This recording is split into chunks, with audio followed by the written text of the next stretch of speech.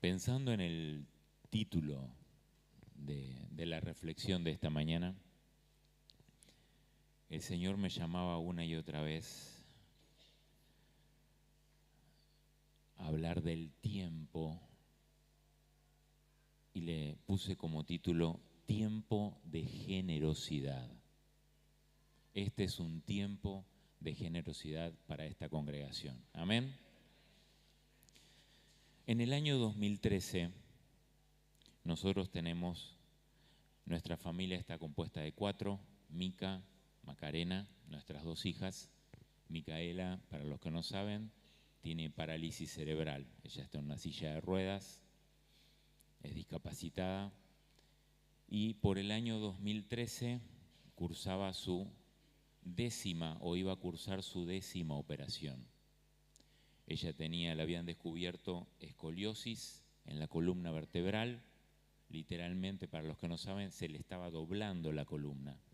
Así que teníamos una ventana de tiempo muy corta para operarla. Muy corta. El médico nos decía que si no la operábamos, se iba a estar peor y eso podía afectar su calidad de vida o incluso podía ser fatal. Así que nos pusimos en campaña. Nati, una leona, se puso en campaña y nos conectaron con el jefe de ortopedia infantil del Hospital Italiano en Buenos Aires. Así que hicimos todos los prequirúrgicos, todo. Tenemos la última entrevista y en la última entrevista la secretaria del cirujano le dice a Nati, bueno, esto va a tener un costo, va a salir a dinero de hoy $3.500, lo que serían 3.600.000 pesos. Imposible. En ese tiempo, ni ahora, no teníamos tiempo para juntar ese dinero, así que Nati le dijo, imposible, no tenemos ese dinero. Así que la secretaria dijo, bueno, va a tener que operarla alguien del equipo. Y la verdad que nos entristeció.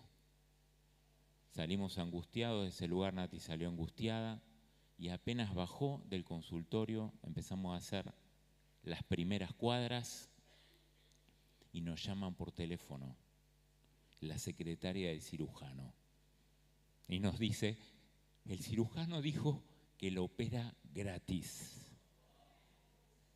No sabemos qué pasó, no sabemos qué sucedió en esos minutos, pero de $3.500 el cirujano lo operó gratis.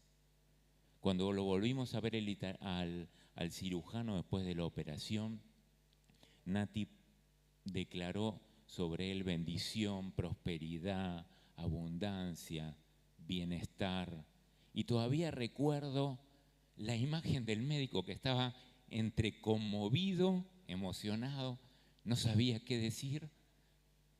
Y el Señor fue bueno con nosotros y fue bueno con él. ¿Cuál fue la última vez que tu generosidad le cambió la vida a alguien? ¿Cuál fue la última vez que tu generosidad le cambió la vida a alguien? La generosidad de ese cirujano nos cambió la vida de tal manera que hoy mi hija está viva, tiene buena salud y nosotros podemos estar en ese lugar. Si no hubiera sido por esa generosidad de ese cirujano, hoy seguramente no estaríamos acá. Así que si hay algo que agradecer, deberíamos agradecerle a ese cirujano que hace más de 10 años tuvo un acto que a nosotros nos cambió la vida. ¿Y vos? ¿Y yo? ¿Estamos haciendo algo por alguien? Wikipedia dice que generosidad es el hábito de dar o compartir con los demás sin esperar o recibir nada a cambio. Nosotros no le podíamos devolver al cirujano, no había manera, y su acto de generosidad nos cambió la vida. ¿Sabés que en la Biblia hay 54 textos que hablan de la generosidad? Algunos nombrándola expresamente y otros dando a entender que estás hablando de generosidad. 54 textos bíblicos. Y el primer punto que te quiero dar en esta mañana es que Dios dio el primer paso. En Juan 3:16, el famoso texto del Nuevo Testamento de cabecera, el primer texto bíblico que me hicieron memorizar en mi adolescencia, dice: porque de tal manera amó Dios al mundo que dio. El primer dador cósmico fue el Señor. Y dio algo que es imposible pagar. No hay manera de que podamos pagar esa generosidad. Y Él nos amó tanto que dio lo que más quería. Dio a su Hijo. O sea que el primer dador fue Dios. Hay una frase que se le atribuye a Amy Beatrice Carmichael, que era una misionera que estuvo 55 años en India, que dice: se puede dar sin amar, pero no se puede amar sin dar.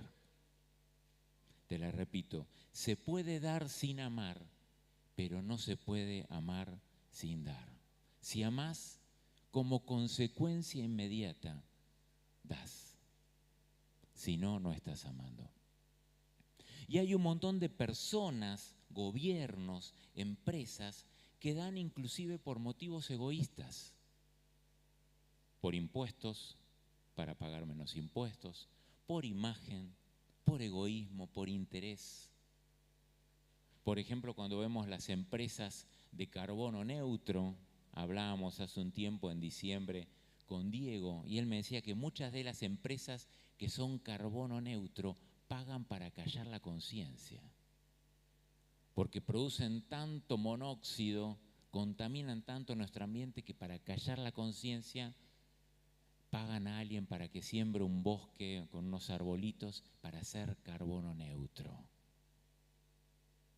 Sin embargo, si amamos, no podemos dejar de dar.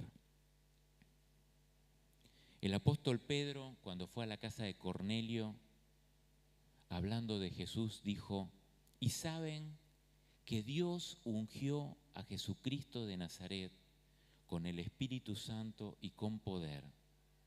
Después Jesús anduvo haciendo bienes y sanando a todos los que eran oprimidos por el diablo, porque Dios estaba con él.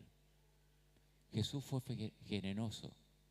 Como Dios Padre fue generoso con nosotros, Él hizo exactamente lo mismo. Y nosotros somos llamados a ser como Jesús. Fíjense lo que dice la palabra en Gálatas 6:10. Dice: por lo tanto, siempre que tengamos la oportunidad, hagamos el bien a todos, en especial a los de la familia de la fe. Por lo tanto, siempre que tengamos la oportunidad, hagamos el bien a todos. ¿Estás haciendo el bien? ¿Estás siendo generoso? Pero ¿saben qué? Acá no estamos hablando de dinero, pues generosidad no tiene que ver solamente con recursos o con dinero. Más de alguno va a pensar: uy, el pastor Rubén llamó a este matrimonio porteño para hablarnos de plata. No. La generosidad tiene mucho más que ver con otras cosas. Si yo les preguntara ahora, ¿qué es lo más valioso que tienen?, ¿qué me responderían? Fuera de las respuestas evangeloides, no, mi relación con Dios, el Espíritu Santo. Si yo le preguntara, no sé, Noé, ¿qué es lo más valioso que tenés? Tu hijo, tus hijos. Gonza, ¿qué es lo más valioso que tenés? La familia. Nati, ¿qué es lo más valioso que tenés? La familia. La familia, los hijos, el cónyuge. Alguno podría decir, bueno, quizás si hablamos de lo material, la casa. Todo eso es muy valioso y es muy importante y está bien, pero no es lo más valioso que tenemos. Les repito, no es lo más valioso que tenemos. Lo más valioso que vos y yo tenemos es el tiempo. Porque el tiempo no se redime. No se puede volver atrás como volver al futuro. Vos podés perder plata. Vos podés perder una oportunidad y las oportunidades puede ser que se den. Vos podés recuperar el dinero que perdiste. Vos podés recuperarte de un choque, de un accidente. Pero el tiempo no se redime. El tiempo no se recupera. Si perdiste tiempo, perdiste parte de tu vida. Lo más valioso que tenemos es el tiempo. Mateo 6:27 dice, ¿quién de ustedes, acá está hablando Jesús, por mucho que se preocupe, puede añadir una sola hora al curso de su vida? Nadie. Hay una película que nosotros vimos con Nati que tiene 10 años que se llama In Time. Algunos la tradujeron como El precio del mañana. Está en Netflix, véala. No me pagaron nada para publicitarla, pero véala. Y es muy interesante porque habla de un concepto del tiempo y más o menos esta es la... No le voy a spoilear al final. Dice que corre el año 2161 y la humanidad pudo desactivar el gen del envejecimiento. Y todas las personas envejecen hasta los 25 años y a partir de los 25 años no envejecen más. Imagínense, gloria a Dios. 40 años con una apariencia de 25. Bueno, el gen del envejecimiento ha sido desactivado, pero solo tienen un año antes de morir de un ataque cardíaco. Cada ser humano tiene una especie de reloj digital en el antebrazo izquierdo y tienen que comprar tiempo. Trabajan por tiempo, piden prestado por tiempo, hacen changas por tiempo y si no tienen tiempo, se mueren de un ataque cardíaco. Compran con tiempo, una tablet puede salir 2 minutos de tiempo, un televisor puede salir 1 hora de tiempo y consumen y pagan las cosas con su tiempo. Inclusive la gente más rica puede vivir muchísimos años o hasta eternamente porque tienen mucho tiempo. Y viven en zonas horarias distintas. La gente de mucho poder adquisitivo vive en una zona horaria distinta de la gente pobre. Me pareció durísimo y maravilloso ese ejemplo, porque nos habla de esto, del tiempo. Todo lo que nosotros somos y tenemos puede medirse en tiempo. Les repito la frase, todo lo que somos y todo lo que tenemos puede medirse en tiempo. Este dice, imposible. Nuestro salario está medido en tiempo, porque ese salario costó horas de tu vida, días de tu vida. Nuestros hijos son una inversión de tiempo. El concebirnos, el criarlos, el amarlos, el cuidarlos, nos requiere tiempo. Las relaciones, las amistades requieren tiempo para mantenerlas, para edificarlas, para hacerlas crecer. Todo lo que tenés en tu casa, estos televisores, requirieron tiempo de ustedes que ofrendaron y diezmaron. Acá hay tiempo de la vida de la iglesia. Tu matrimonio y mi matrimonio es una inversión de tiempo. Después algunos dirán, no fue una buena inversión, eso es otro tema, pero requiere tiempo.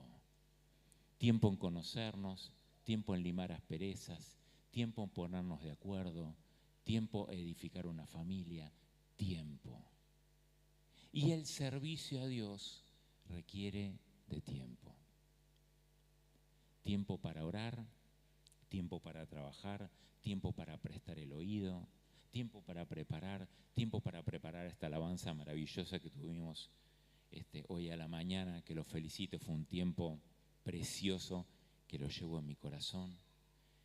Pero también el servir al Señor requirió de un tiempo previo. Porque no somos siervos o servidores por generación espontánea. A Moisés le tomó 80 años ser el libertador de Israel. 80. Uno lo hubiera desechado como hoy, no, 80, todo bien, ponete a orar. 80 años. Y dice la palabra que tenía el mismo vigor que al inicio. Le tomó 80 años a Dios formar su carácter para que fuera el gran libertador de Israel. A Jesús le tomó 30 años formarse para un ministerio de 3. Nosotros queremos 3 años de preparación para 30 años de ministerio. Bueno, a Jesús le tomó 30 años para prepararse para un ministerio de 3. A Abraham le tomó 25 años ver la promesa cumplida. 25 años. Y pudo ver la promesa de parte de Dios. A José le demandó 17 años convertirse en el segundo de Faraón, porque José era como yo, orgulloso, se la creía toda. Le tomó al Señor 17 años doblegarlo para que fuera el segundo de Faraón. A David le tomó 15 años ser el rey de Israel, el gran rey David, que gobernó Israel durante 40 años. Pero estuvo 15 años en el freezer, pasó por la cueva de Adulán y el Señor formó su carácter. El Señor que está trabajando con tu vida y en tu vida, también está invirtiendo parte de tu tiempo. ¿Qué estás haciendo con tu tiempo? ¿Estás siendo generoso con tu tiempo? El Salmo 90:12 dice: enséñanos a entender la brevedad de la vida para que crezcamos en sabiduría. Efesios 5:16 y 17 dice: saquemos el mayor provecho de cada oportunidad, porque los días son malos. No actúen sin pensar, más bien procuren entender lo que el Señor quiere que hagan. ¿Saben cuál es el mayor pecado que podemos tener? Perder tiempo. Ese es el mayor pecado de todos, perder tiempo. ¿En qué estás invirtiendo tu tiempo? Y el enemigo sabe que ese es nuestro recurso más valioso. Y nos entretiene con el celu, nos entretiene con las redes, nos entretiene con las plataformas de streaming y perdemos tiempo. Nos entretiene con peleas, discusiones que no llevan a nada. ¿Saben qué? Yo a partir de los 45 años entendí, un poco tarde, que hay peleas que no es necesario pelear. Que hay peleas de las que me tengo que bajar, porque me insumen tiempo. Tiempo que es vital. El dejar un legado sobre la vida de tus hijos requiere tiempo. ¿Estás siendo generoso con el recurso que el Señor te dio? Tiempo. No perdamos tiempo. Cuando nos preocupamos por cosas que no están en nuestra posibilidad de resolver, perdemos tiempo. ¿A cuánto les ha pasado que perdemos horas, días, preocupados por algo que quizás nunca va a pasar? ¿Nunca les pasó? Uy, ¿ahora qué hacemos? Porque ahora si se viene el impuesto a la ganancia de nuevo, me van a sacar el 35% de eso. No hay nada que podamos hacer. no pierdas tiempo. No pierdas tiempo. ¿Nos vamos entendiendo? La generosidad no nos es natural. Este es el siguiente punto que quiero compartir con ustedes en esta mañana. No nos es natural ser generosos. Cuando un nene es chiquito y le sacan un juguete, ¿qué es lo primero que dice? Es mío, ¿o no? Porque no nos es natural, no viene con nuestros genes. Con la vieja naturaleza, nosotros tenemos la avaricia, el egoísmo. Y justamente tenemos que aprender a ser generosos. Tenemos que aprender, es algo que se aprende. No nos es natural. Cuando nosotros con Nati aprendimos a manejar de grandes, yo tenía 35 años y ella 31, y al año siguiente nos compramos nuestro primer vehículo y fue 0 kilómetros. Amaba esa camioneta, la amaba. Pasaron 6 meses y Nati me dijo, me llevo la camioneta y voy a ir al psicólogo. Perfecto.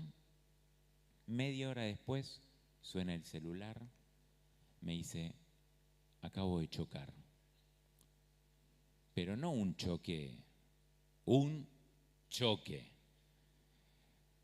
Con el otro auto quedó dado vuelta, lesiones, la mitad de la trompa desapareció.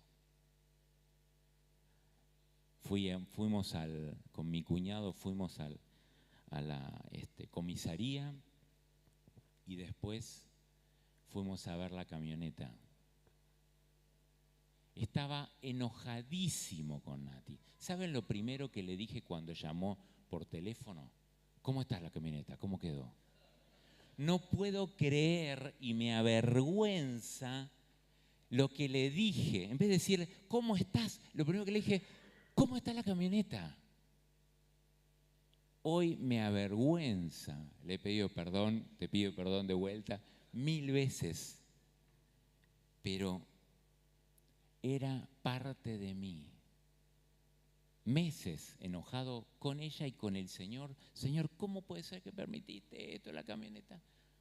Hasta que el Señor con el tiempo me empezó a hacerme ver que era un ídolo para mí. Era un pequeño Dios. ¿Saben qué? La avaricia es lo opuesto a la generosidad. ¿Saben lo que dice el diccionario de la avaricia? Es el deseo desmedido de poseer y adquirir riquezas para atesorarlas. La avaricia no tiene que ver con el nivel socioeconómico. Hay avaros ricos y hay avaros pobres. No es un asunto financiero, es un asunto del corazón. La avaricia está acá. Por algo la Iglesia Católica lo puso dentro de los 7 pecados capitales. Todo avaro tiene una historia que contar. Normalmente viene de una familia con ciertas inseguridades o carencias financieras. ¿Y saben qué? Preparando este mensaje, tengo que reconocer delante de esta familia que he sido avaro muchos años de mi vida. Porque la avaricia se disfraza de soy cuidadoso, planifico, lo hago bien, yo estoy ahorrando. Sin embargo, las cosas del avaro son una extensión de él. Cuando Nati tocó la camioneta, tocó una parte de mí, me cortó un brazo. No tenemos que ser avaros. El Señor nos llama a ser generosos. ¿Saben que Jesús pone a la avaricia con la inmoralidad sexual y con el homicidio? A ese nivel el Señor pone la avaricia. Ya hace unos años, porque a mí, como les dije, no me sale natural, y yo intencionalmente he decidido ser generoso. Y en mi billetera siempre tengo billetes de más. Cuando voy a salir de casa siempre pongo plata de más, porque cuando veo gente que necesita, me obligo a ser generoso. Me obligo a dar lo que por gracia decidí, recibí, porque como decíamos ayer, todo lo que tenemos, ¿de quién es? De Dios. La ciencia dice que uno tarda 21 días consecutivos en hacerse un hábito. Bueno, si Dios le está hablando con estas palabras y es un poco como yo, empiece a hacerse al hábito de la generosidad. Con sus bienes, con los talentos que el Señor le dio, con sus recursos, con el dinero y con el tiempo. Porque fuimos llamados a ser generosos. ¿Sabe lo que dice la palabra? La avaricia provoca pleitos, pero el confiar en el Señor resulta en prosperidad. La avaricia provoca pleitos, pero el confiar en el Señor resulta en prosperidad. Lucas 12:15 dice, y luego dijo, tengan cuidado con toda clase de avaricia. La vida no se mide por cuánto tienen. Vos no sos el auto que conducís. Vos no sos la ropa que vestís. Vos no sos la empresa donde trabajás, ni la casa en que vivís. Vos sos un hijo del Rey de Reyes y del Señor de Señores, y sos parte de la familia de Dios. Amén. Tu identidad y mi identidad tienen que estar basadas en Él, en la roca, no en lo que tenemos. Cuando Dios es primero, lo demás son cosas. La palabra de Dios nos llama a ser generosos. No maten al mensajero. Yo solamente les digo lo que dice la palabra de Dios. Pero no solamente generosidad con el tiempo y con el dinero, generosidad con el perdón. Quizás vos no tenés problema con dar tiempo, sirvo en la iglesia, sirvo a mi familia, sirvo a la gente con la que me encuentro, no tengo problema de dar mis recursos. Ay, pero el perdón. Cuando otorgamos perdón, estamos cancelando voluntariamente una deuda. Cuando otorgamos perdón, estamos cancelando voluntariamente una deuda.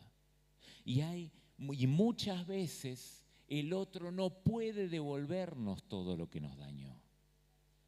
Otorgar perdón es soltar. Y ahí se cumple lo que dice la palabra, es más bienaventurado el dar que el recibir. Porque cuando yo perdono, suelto. Quizás Dios te está llamando a perdonar una deuda financiera.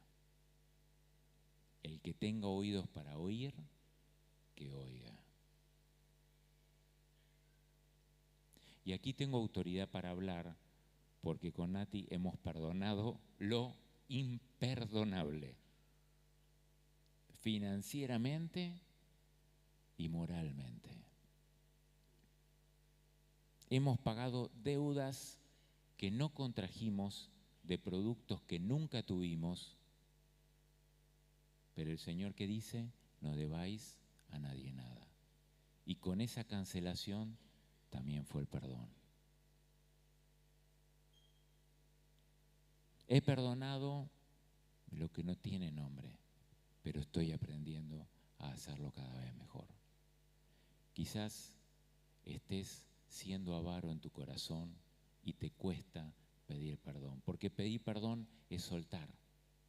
Y cuando uno es avaro con el perdón, quiere mantener en el corazón, porque mientras te mantenga acá, te tengo atado. Y me doy cuenta que el atado soy yo. Y el otro anda por ahí viviendo su vida sin problema, y el que está amargado, sufriendo, llorando, soy yo. Es tiempo de ser generoso con el perdón. ¿Saben cuál es el mayor acto de rebeldía que podemos hacer hoy? Otorgar perdón. El acto más irreverente y más generoso que podemos hacer. Si en esta mañana Dios te está hablando, quizás es tiempo de perdonar.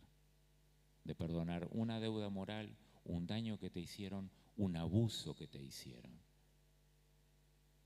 De aquellos que te tendrían que haber cuidado y no te cuidaron. De aquel esposo o aquella esposa que te tendría que haber dado fidelidad y no lo hizo. Es tiempo de soltar. Y es el mayor acto de generosidad que hoy vos podés tener. Lucas 6:37 dice: no juzguen y no se les juzgará, no condenen y no se les condenará. Que dice: perdonen y se les perdonará. El Padre Nuestro dice en la versión Reina Valera: y perdona nuestras deudas, pero después dice: así como nosotros perdonamos a nuestros deudores. No le pidas perdón a Dios cuando en casa hay cosas que resolver. Algunos se están riendo con risa nerviosa. Yo suelto lo que el Señor me mandó a decir. El último punto es: la generosidad es sumamente recompensada por Dios. ¿Sabe lo que dice el versículo siguiente al que leímos recién? No juzguen y no se les juzgará, no condenen y no se les condenará, perdonen y se les perdonará. Y el texto inmediatamente después dice: den y recibirán. Lo que den a otros les será devuelto, pero acá el Señor es increíblemente generoso. Dice: apretado. ¿Vieron cuando uno pone yerba en un tarro? ¿Sí? Dice: apretado, sacudido, desbordante y derramado sobre el regazo. La cantidad que den determinarán la cantidad que recibirán a cambio. ¿Quién quiere recibir? Tenés que dar.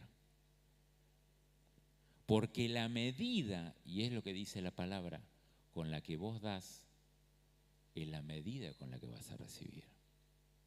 Un versículo, y en 3 oportunidades en un versículo está la palabra den. En un mismo versículo el Señor nos está diciendo algo. La palabra se está revelando por sí misma. Y ojalá mi torpeza para hablar no sea obstáculo para que el Espíritu Santo te siga hablando en esta mañana. Fíjense lo que dice Proverbios 11:25: el generoso prosperará y el que reanima a otros será reanimado. El generoso prosperará y el que reanima a otros será reanimado. Yo no quiero ser autorreferencial, pero quizás está bueno en esta mañana. Nati hace más de un año que no tiene trabajo. Y nosotros hace 2 o 3 años atrás, inclusive antes de la pandemia, con Nati trabajando con su salario y con mi salario, apenas arañábamos el mes. Nos quedaba apenas un restito. En este tiempo yo asumí otro trabajo, yo tengo 2 trabajos, y he servido a la iglesia sin ninguna contraprestación, como administrador a tiempo y fuera de tiempo. Mi celular, de hecho estoy acá y ting, ting, ting, me vienen llegando los mensajes todo el tiempo, entregándole a Dios el talento que Él me dio. 2024. Un solo salario. Vivimos, ahorramos y podemos dar a otros. ¿Cómo me explican que con la inflación que tenemos, que con un salario menos, que con el contexto en que vivimos, nosotros no solamente podamos cubrir nuestras necesidades, podemos ahorrar y podemos ser generosos con otros? Es la matemática de Dios. No hay otra explicación. Yo miro los presupuestos que tenemos y no cierra. Y a veces parece que no llegamos y ¡pum! Porque si yo me ocupo del reino, el Señor se ocupa de mí. Y tu papá y mi papá paga bien. Tu papá paga bien. Proverbios 11:24 dice: da con generosidad y serás rico. Sé tacaño y lo perderás todo. Fuerte. Da con generosidad y serás rico. ¿Se acuerdan el texto que vimos ayer en Malaquías cuando hablamos del diezmo? No quiero volver a hablar sobre el diezmo, pero quiero ver lo que Dios nos dice en ese texto. Malaquías 3:10 al 12 dice: traigan los diezmos al depósito del templo para que haya lugar suficiente para la comida en mi casa.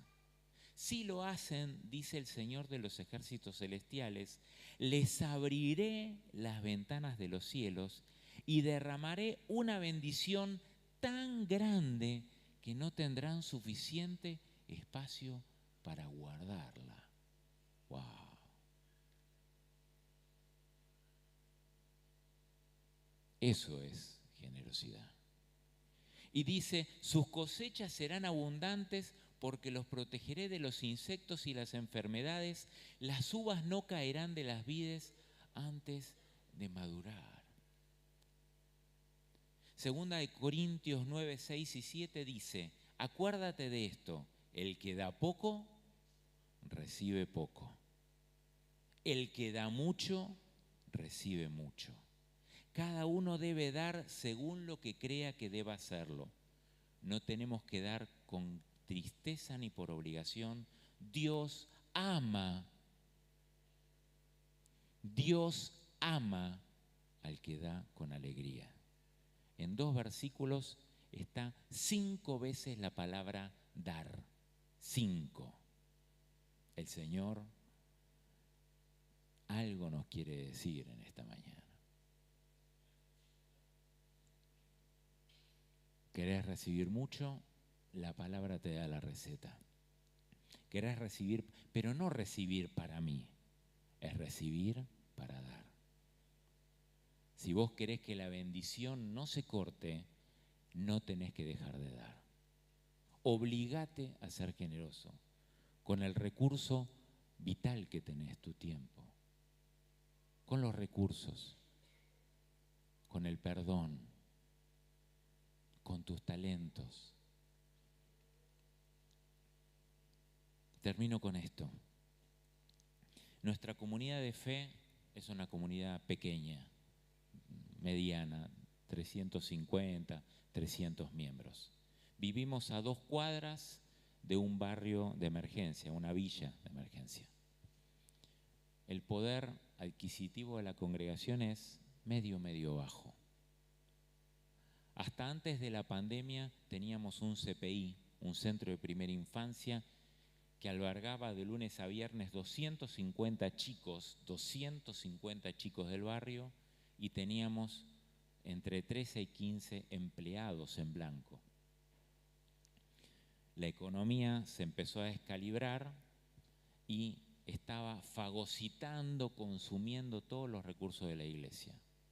Acá hay 2 miembros de nuestra congregación que no me dejan mentir. Y nosotros veníamos con un sentir, el equipo de administración, que teníamos que dar el diezmo de los diezmos. El diezmo de los diezmos de una congregación y vivir con el 90. Hay que tener fe, ¿eh? En ese momento pagábamos los salarios atrasados, no llegábamos a cumplir, siempre estábamos endeudados. Vino la pandemia, marzo 2020, usted sabe lo que pasó, todo se cerró. En ese tiempo, al mes, empezamos por fe a dar el diezmo de los diezmos. Con una premisa, que ese dinero no fuera a ninguna congregación hermana. Tenía que ser para una ONG, para una organización sin fines de lucro o una comunidad que no tuviera nada que ver con Buenas Nuevas Capital, nada. Esa era la premisa. Alguien que no nos pudiera devolver la generosidad. ¿Sabe lo que pasó? Cuando hubo iglesias que en la pandemia cerraron, se redujeron al mínimo, tuvieron que despedir empleados, cerramos el CPI, indemnizamos a los 15 empleados, les empezamos a pagar a los pastores, les empezamos a actualizar el sueldo por el índice de inflación, les empezamos a actualizar el sueldo a los empleados, al resto de las plantillas de empleados, y empezamos a hacer obras de infraestructura que hacía décadas que estaban paradas. Si en lo poco has sido fiel, en lo mucho te pondré.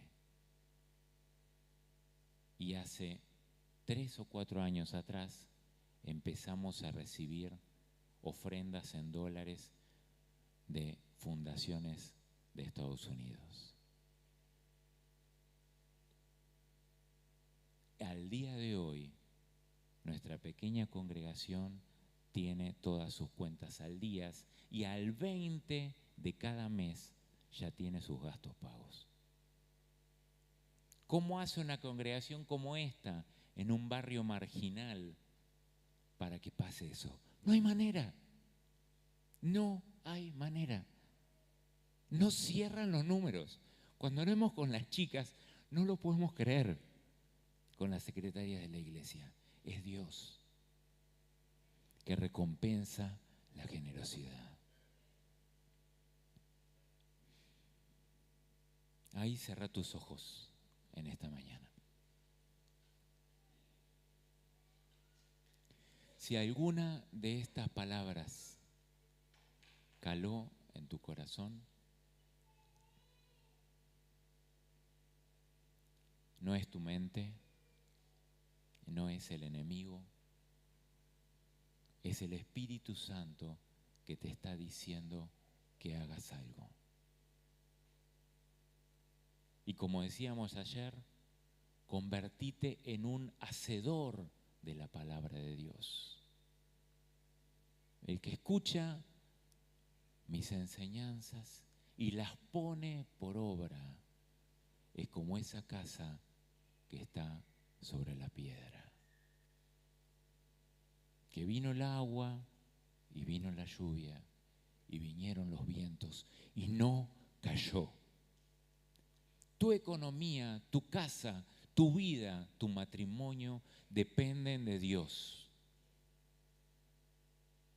No estamos a merced de la crisis, no estamos a merced de los problemas, no estamos a merced de las circunstancias ni los gobernantes de turno. Si haces la voluntad del Padre, si te convertís en hacedor de su voluntad, vas a hacer esa casa sobre la piedra. El que tenga oídos para oír, que oiga. Señor, que tu Espíritu Santo siga obrando en esta mañana. Señor, te pedimos perdón por ser avaros, ser tan tacaños, ser miserables, Señor, con lo que es tuyo. Miserable con el tiempo, con los recursos, con los salarios. Señor, siendo avaros, tacaños. Señor, reteniendo el perdón. Señor, abrí los ojos, los oídos espirituales esta mañana, aún entre los matrimonios, entre los cónyuges. Que haya perdón, que haya restauración. Señor, libera las economías, que haya generosidad, aún en la iglesia. en esta congregación. Trae un nuevo entendimiento, un discernimiento. Ellos son generosos, que puedan dar más. Señor, que tu río no se detenga.